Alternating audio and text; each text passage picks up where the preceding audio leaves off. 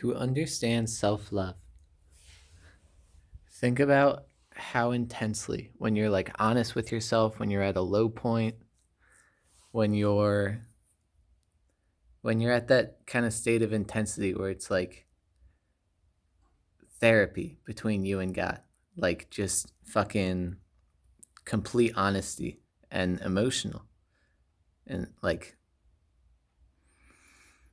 how badly do you want to feel what it feels like to master self love? Like, how much better would life be if we mastered self love? We wouldn't have fucking trash. We wouldn't have masks all over every parking lot in America and around the world. We would have put in so many reps that we cleaned ourselves to the point where we actually cleaned up Earth and completely reversed. I'm not talking about climate change the way that the news talks about climate change, but we reverse the negative effects that we have had on our environment. We got to take accountability for that. It's fucked up. And like as kids, it wasn't us, but nobody's going to fucking come and help us. They're not going to do it. The old ones are going to do it. They're not fucking in control. So let us be self-controlled. To understand self-love, think about how badly you want to be better when you're in a negative place, when you haven't been disciplined. When you feel that thing, like you do the repetitive, habitual nonsense, and afterwards it's like, I hate myself. Why can't I be better? I hate this so much. It's just the same fucking day over and over again. It doesn't matter what's happening. It's the same day. When you feel that negative energy to the point where you're like angry and sad all at the same time at yourself, at God, at everything.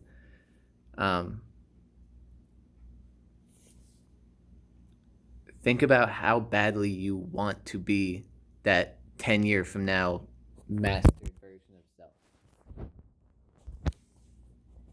And practice with every breath, loving God with that intensity, with 100% focus on that intensity. Like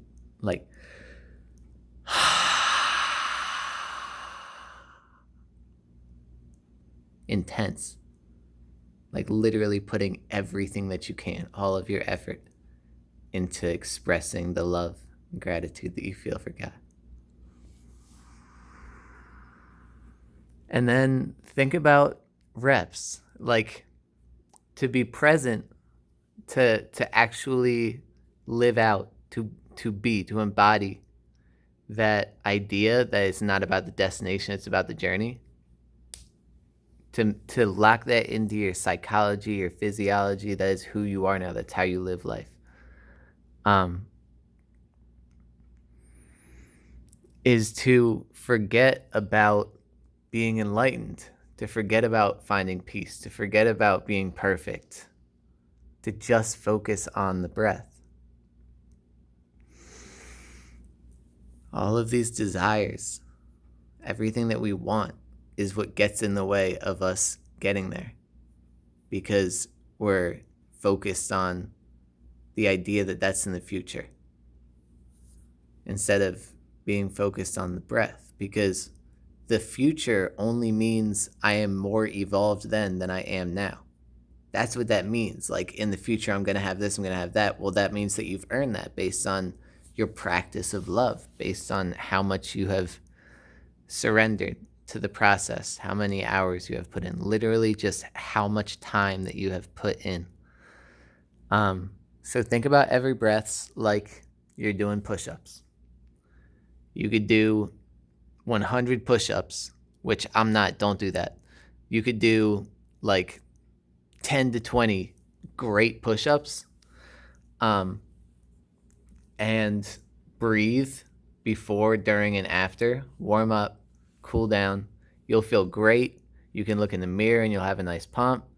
You can go to bed feeling good, like you got that accomplished. And then you're going to wake up and you're going to look the same. And you're probably going to feel sore if it's your first time. But anyways, it doesn't really relate to the breath, but or doing yoga.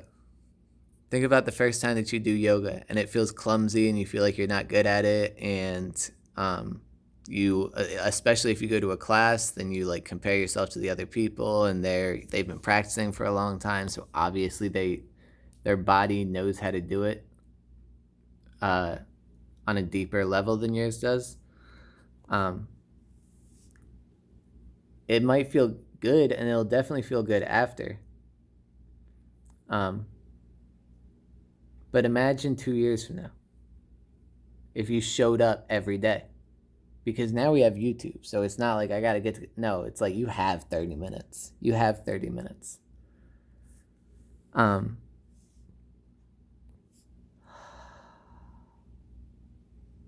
It's important. It's extremely important. There's no excuse. That's been my whole mission since I was like 19 or whatever, was that I'm going to give people no excuses to not be the best version of themselves. There's no excuse. You need a yoga mat and you don't even need that. But it's good to have.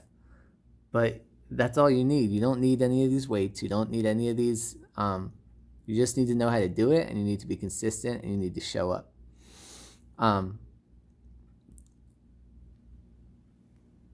Put that kind of intensity that I release with that breath, like when you're pushing out a final rep, the breath that you do, that kind of intensity mentally, like energetically, directly in the form of prayer, gratitude, love, externally to all of creation and to the Creator. And surrender and accept the fact that you're never fully going to understand infinity, the nature of this infinite cosmos, the idea that there is a creator outside, but that creator is also inside of time and inside of us. It's like, what the fuck? You just got to accept that you're not going to fully understand it. But if you surrender to that idea and you focus on your breath, which is the connection between the external and the internal, then you can start to connect with the source. And as all the sun rays, remember that they come from the sun, and they're not here forever, but they are infinite. So there must be another nature that's outside of this material reality, that goes beyond this material reality. You start to understand that, then it's like, all right, well, if there's a creator and I'm a human, but that creator's inside of me, then I got to get to know myself. Because it feels like it would be way better to know myself and to be myself than to be a human. Being a human is complicated and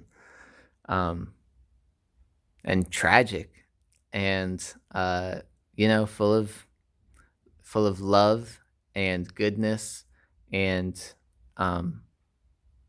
great people and great actions, but full of the opposite. This cosmic infinite universe exists on the law of Maya, cosmic duality.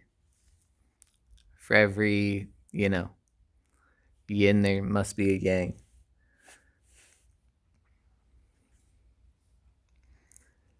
And if you're never going to understand that, then it's probably better to focus on God. Focus on God is probably the best thing that you could do. Because if you focus on this world, you're going to see all of the negativity, especially if you go on the internet. And that's not good for you. So you shouldn't focus on that. You should focus on what's good, and then you will be that. Stop telling yourself all these stories about who you are based on who you've been. Learn how to be present and focus on God, and you will be like God. And all of a sudden, life will be magical, and it won't be so stressful and terrifying, and you won't feel as vulnerable. You will feel more free. You will get more and more grounded in spiritual truth. And with that comes the elimination, the removal of human vibes like insecurity and competition and pride um, and attachment. Detach from this world and attach to God. And then when you put out that much love with that breath, with every breath, it doesn't always have to be like like really intense, but like that kind of focus internally, you can do that with every breath. When you do that, there's no more separation. And then you can inhale the light of God. And instead of your mind being focused on worldly things as you inhale, your mind is focused on God. So what you inhale is that energy that you're choosing to focus on. And this is free will. So we can choose to watch the news. Shots fired. Or we can choose to watch our breath and to focus on God and to love God.